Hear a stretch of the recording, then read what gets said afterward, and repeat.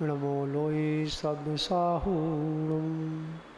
बोलो पंच परमेष्टि में भगवान की, देवादेव श्री आदिनाथ भगवान की, चिंतामणि पार्श्वनाथ भगवान की, भगवान महावीर स्वामी की, आचार्य श्री आदि सागर महावीर की, टी विमल सागर आचार्य गुरु सरमती सागर जी गुरु महाराज की।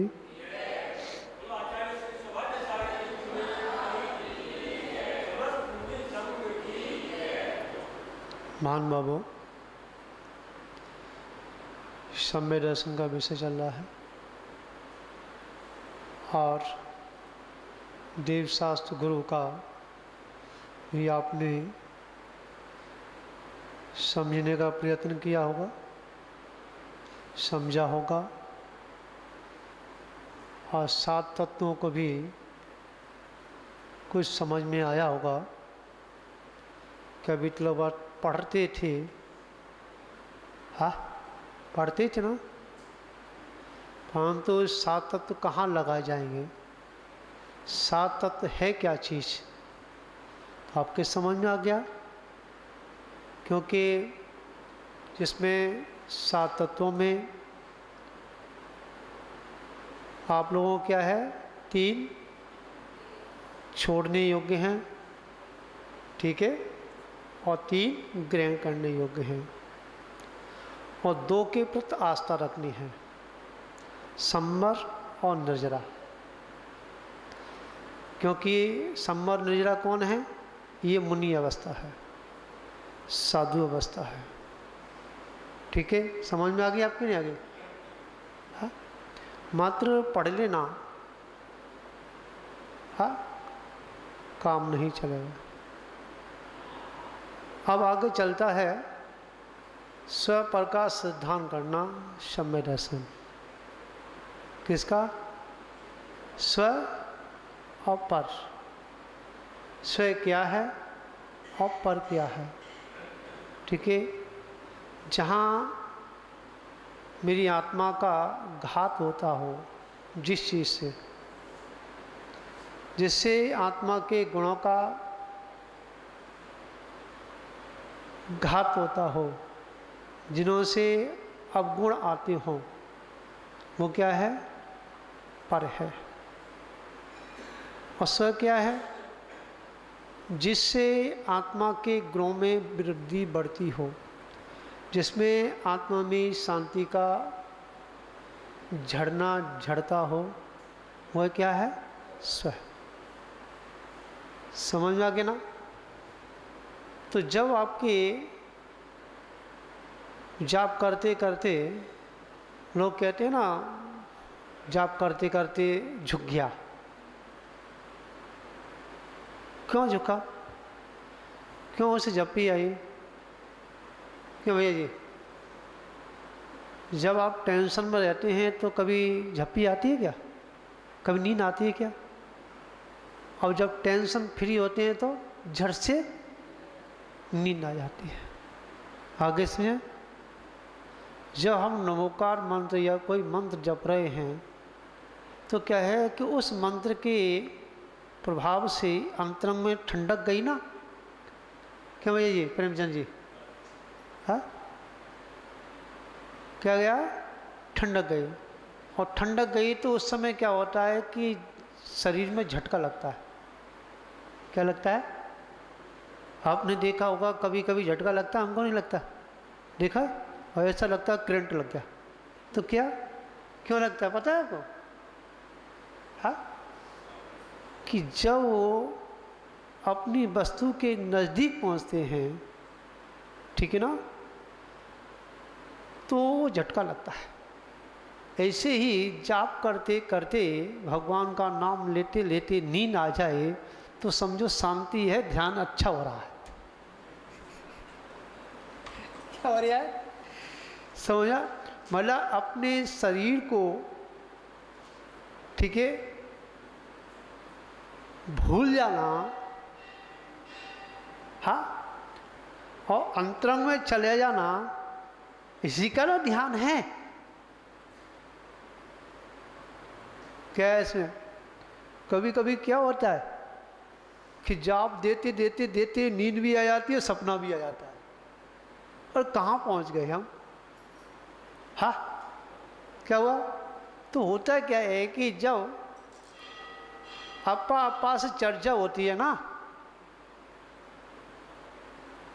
माँ और बेटे की चर्चा हो, ठीक है, बड़ी अच्छी लगती है। हाँ, और उसमें अगर जब तक तो सही सलामत चलता है, जब तक माँ और बेटा है, हाँ, अच्छी चर्चा लगती है। हाँ, और जैसे ही पर में चली जाती है दृष्टि, समझा, जो 7 तत्व जो हैं जिससे अपना निर्णय करना चाहिए, जब 7 भामड़ों में जब उसकी पड़ जाती है, भामड़े पड़ जाती हैं, तो फिर माँ की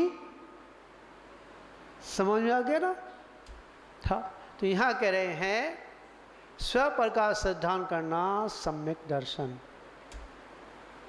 कि कैसा सर? विचार करना। जो आत्मा है, निर्विकारी है, ठीक है, कोई विकार नहीं है, वो अरहंत अवस्था है। कौन सी अवस्था है? कौन सी अवस्था है? अरहंत अवस्था है, ठीक है। और जहाँ विकार है, ठीक है, वहाँ अरहंत अवस्था नहीं है, ठीक। तो जिस समय स्वप्रकाश चिंतन करें, ठीक है, और आंख बंद करके शांतिनाथ भगवान की छवि अपने दर्पण में दिख जाए। किसमें दिख जाए? अपने दर्पण में दिख जाए, मतलब अपने ज्ञान में आ जाए, अपने उपयोग में आ जाए, और उस समय चिंतन कर लेना कि यही स्वरूप मेरा है, सम्यक दर्शन हो गया। क्या हो गया भैया जी? कितना सरल है। उनको रसगुल्ला रखा है, हाँ, मुंह चलाने की जरूरत नहीं। जब भी सम्यक दर्शन होगा ना, तो दांत वालों को नहीं होता, कि उनको चमेना चाहिए ना, हाँ, और चमेना में सम्यक दर्शन हो नहीं सकता। समझ में आया? क्योंकि जब ध्यान करते हैं, जो स्वाद लेने वाली जो जिह्वा है ना, उसे दांतों से अलग करना पड़ता है, तब ध्यान होता है। यही समझ में आ रही है ना यार? जब तक हम उस जिह्वा को तलुआ से और दांतों के अग्रभाग जीविका को अगर लगाएंगे, तो हम उस, समझा, वस्तु स्वभाव को पकड़ नहीं सकते हैं। क्योंकि दांतों का काम अलग है और जिह्वा का काम अलग है। जिह्वा स्वाद लेती है और दांत चमेना मांगती है। समझ आ गया? हाँ, जिह्वा जो है रसगुल्ला का स्वाद लेती है और मुंह में रखते दांत कर क्या, दांतों को तो वो बेकार है, चबाने का तो मिला ही नहीं। क्या है समझे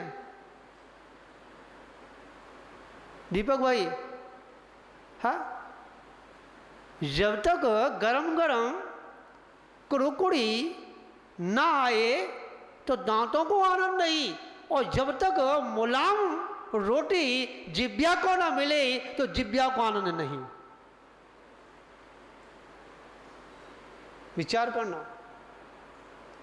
आपको हमारा कहाँ लिखा हुआ है? मैं लिखने वाली चीज पे ज़्यादा गौर नहीं देता, ठीक है, क्योंकि ये मील के पत्थर हैं। शास्त्र क्या है? मील के पत्थर हैं। ये मात्र इस आत्मा को आगे बढ़ाने के लिए एक संकेत का काम करते हैं, समझा। और जो इनको ही लेके बैठ जाता है, वो आगे नई कदम बढ़ाता है, उसके लिए पत्थर हैं। क्या भैया जी, समझ में आ रही है नहीं आपके? तो स्मान भिन्न नाम केवल ज्ञान हो गया है। पर हम करते क्या हैं? हमने अपनी आंखों पे जो चश्मा लगाया है ना, पढ़ने वाला नहीं, रंग बिरंगा लगाया है। काला लगा लिया, हरा लगा लिया, नीला लगा लिया, लाल लगा लिया, अनेक अनेक प्रकार के चश्मे लगा लिए हैं, समझा? तो वो अक्षर जो जो दिखते हैं अलग अलग रंगों में दिखते हैं। क्यों भैया जी? तो क्या होता है? भटक जाते हैं। तो यहाँ क्या आया कि जब वो आंख बंद करके और शांतिनाथ भगवान ही अन्य भगवान वीतरागी अपने उस दर्पण में झलके, समझा? उस दर्पण में देखने के लिए तो हम अपनी गंदगी देखने जाते हैं। क्या देखने जाते हैं? हमारे चेहरे पे, हमारे शरीर पे, हमारे भावों में कितनी कितनी गंदगियां लगी हैं, उसको दूर करने के लिए भगवान की उस दिव्य दर्पण को देखते हैं। और जब अपनी आत्मा को परमात्मा बनाने के लिए, आत्मा को उस अनंत अवस्था को देखने के लिए, तो क्या देखना चाहिए? आंख बंद करके और उस छवि को अपने दर्पण में देखो और दोनों का मिलान करो। इसका नाम है सम्यक दर्शन। आगे समझे दर्शन कैसे करना चाहिए? ऐसी करते सही बताना, ऐसी करते हो? क्यों सब ऐसी करते हो आप लोग? कैसे करिए? भगवान झंडी हो रही है, चाबी पीछे जेब में लगी हुई है, हाँ, दुकान जाना है, चामर फेंके, ना अपना स्वरूप देखा, ना भगवान का स्वरूप देखा, चामल फेंके चले। ध्यान रखना, जैसे तू चामरों को फेंक रहा है, इसी प्रकार से कर्म जो हैं तुझे 84 लाख योनियों में क्या फेंकते रहेंगे? क्या फेंकते रहेंगे? 84 लाख योनियों में ऐसी कोई योनि नहीं जिस योनियों से हम निकल के ना आ रहे हों। क्यों भैया जी? छोड़िए क्या, ध्यान रखना। हम करते क्या हैं भैया? अभी महाराज जी कह रहे ना, सम्यक दर्शन से भ्रष्ट है, वो भ्रष्टा है, समझा? उसकी अगर परछाई भी पड़ जाए ना तो भोजन भी अशुद्ध हो जाता है। क्या हो जाता है? अगर वो सामने पूजा के समय अगर सामने पड़ जाए, या ध्यान के समय सामने पड़ जाए, या उसकी परछाई पड़ जाए, क्या तो उसे कहा है कि उसे आचमन करना चाहिए। क्या करना चाहिए? आचमन मतलब शुद्धि करनी चाहिए। ऐसा आचार्यों का मत है। समझ में भैया जी?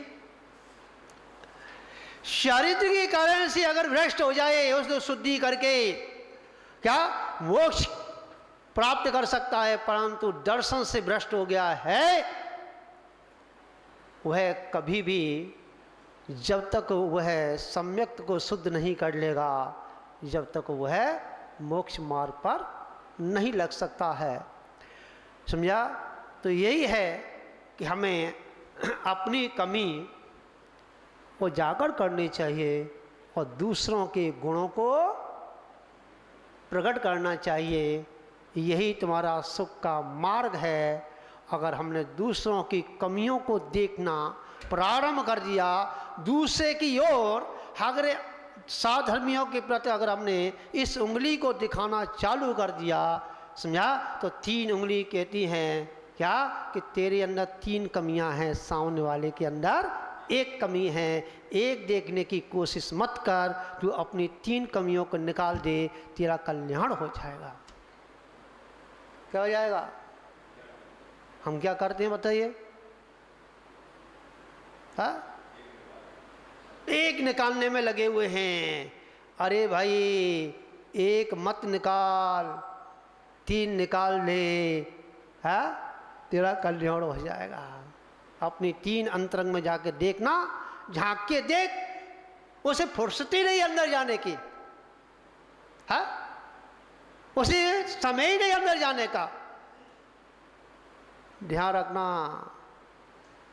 इस वीतरागता का, समझा, विरोध हमेशा से होता आया है, वो आगे भी होता रहेगा, परंतु इस वीतरागता का किसी ने कभी कुछ बिगाड़ नहीं पाया है। जैसा था वैसा ही अब है, वो आगे भी ऐसा ही रहेगा, शाश्वत है और शाश्वत ही रहेगा। बहुत आंधियाँ आई, बहुत तूफान आए, क्या बहुत बाढ़ें आई, हाँ, परंतु इसका कुछ भी नहीं बिगड़ा। इसी मंगल भावना के साथ सभी को कोटि कोटि आशीर्वाद कि आप भटकने की कोशिश ना करें, भटकने के मार्ग बहुत खुल चुके हैं।